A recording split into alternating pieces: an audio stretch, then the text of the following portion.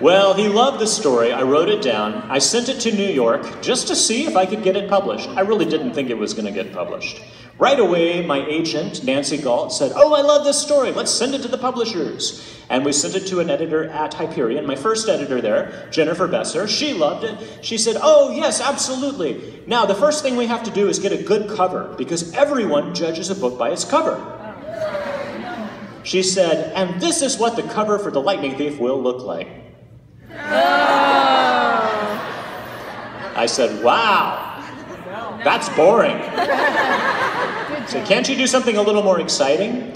So they hired a different artist. I don't think he ever even read the book. He just said, "Yeah, Greek monsters? Sure, no problem." Oh, no. And I said, "Could you tone that down a little bit so it doesn't give small children nightmares?" And he did. That was the cover that it had first. I see you have one there. Those are pretty rare. Yeah, they don't make those anymore. I didn't really like that cover, though, and a lot of other people didn't either. So we found a new artist, John Rocco. He's great. He's done all my covers since then, and he had the idea for the cover that you probably know the best, this one.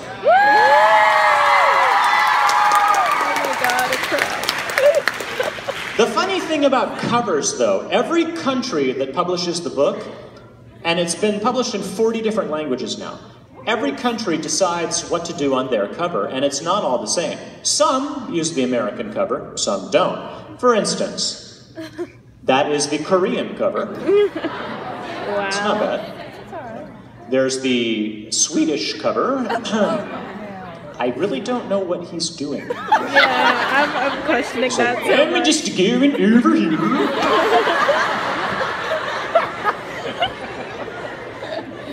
The French cover. I actually like that one. I took French in college, and I figured, well, hey, I wrote the book, no problem, I'll read it. I couldn't get past the title. I was like, Le Voyeur de Fèdre. Doesn't that mean the watcher of goat cheese? No. They assure me it means the lightning thief. I hope they're right. Some of these just look like they were done on a copy of Photoshop, you know, and they're really, really pretty bad. That's the Ukrainian one. It looks like Percy Jackson in Candyland. Here's the Romanian copy. Oh, yeah. Oh, what is that? But my favorite really has to be the German one. You know, everybody warned me about the Germans. They said, you know, the Germans have no sense of humor. They're really very somber, bleak. You're going to get this dark, serious cover. And so I was prepared. Then they gave me the German cover, and it looked like this. Oh my God! What is that?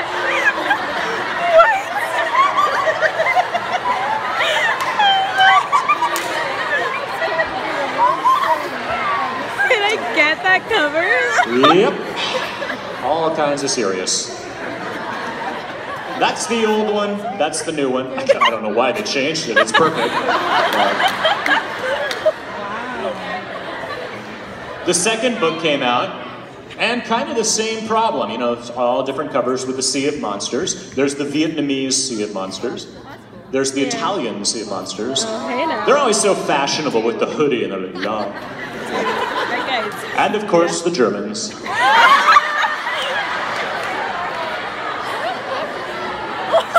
Oh, yeah. What? The water isn't even like proportional. Up until this point, the Percy Jackson series was really just for my older son, Haley. He was the one I wrote them for. His younger brother, Patrick, he was a little too young for them at the time, didn't really care that much. And then one day, Patrick came with me to a school visit and heard about the books. And he said, "Oh, is that what you write, Dad? Oh, that sounds cool." So Patrick started reading them too and helping out. He also was a great reader when he was a little guy. That's one of our favorite books. Everyone Poops. Oh my God. Oh, it's great. If you don't know the book, I won't tell you how it comes out in the end, but it's really, really good.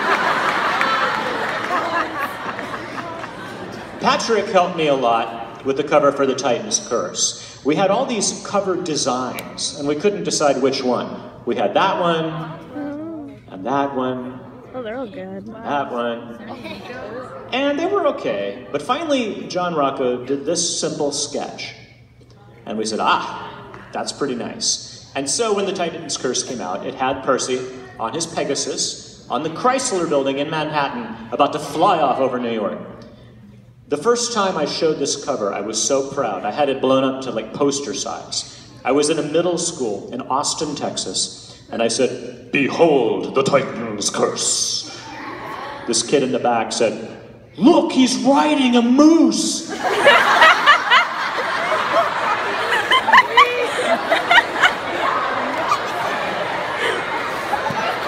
Totally a moose. Yeah. There's Percy riding his war moose. That's great. So, you guys, just so we're clear, that's a war moose, okay?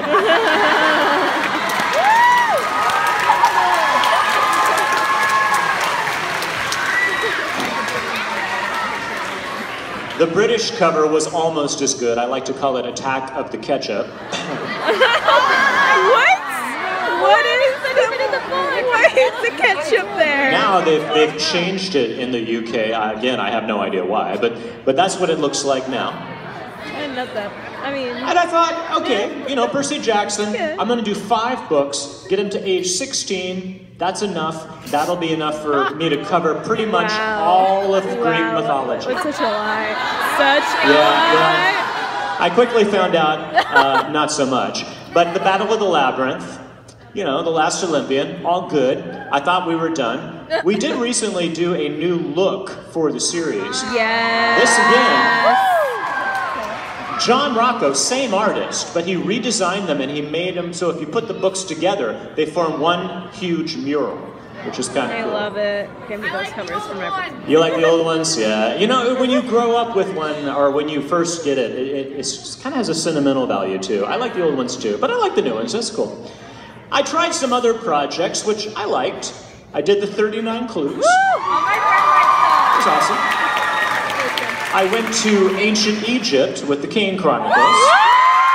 Heck yes! Those were fun. But I always knew I wanted to go back to Percy Jackson's world. I just didn't want to do it exactly the same way. I wanted to kind of explore. So I had this brilliant idea, hey, I'll have 7 main characters. If you're writing... Everybody loves Nico. But I love all of them, I really do. But I have to tell you, 7 is a lot of main characters. But that, of course, became the Heroes of Olympus. Yes! Yes! Yet, Yes! always from the time I was 12, as you know now, I loved Norse mythology, and I always wanted to go back to that. I have had the idea for Magnus Chase since, I guess, The Lightning Thief was written.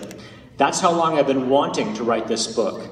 Magnus Chase gave me a chance to explore the 9 worlds of Norse mythology. The world of the fire and ice and dwarves and elves and the land of the dead. There's so much cool stuff. I decided to set it in Boston, which is where I live now. And there's a surprising number of Viking things in Boston. I'm not really sure why, but it's pretty cool. And so that became this, the Sword of Sun. And I will address the obvious question. Everyone sees the cover and they say, why is Kurt Cobain on your cover? Okay, that's intentional. Here's how that happened. There's like one line in the book where Magnus says that his mom used to tease him because he looks like Kurt Cobain. And John Rocco, the artist, read that and decided, okay, he looks like Kurt Cobain. Boom! And there's Kurt Cobain. And, you know, I can't really argue because that is what I see Magnus looking like, but that's why Kurt Cobain's on the cover. It's not really Kurt Cobain. This brings up the larger issue, though, of character art. It's always really tough. In the first series, in fact, we made the conscious choice never to show you Percy's face. He's always, like, turned away, or it's in shadow. And that's so you can imagine what he looks like. Because, honestly, I mean, you know how it is. As soon as I show you a picture, you're going to say, oh, that's not what he looks like, right? Because your imagination is better than any picture I can show you.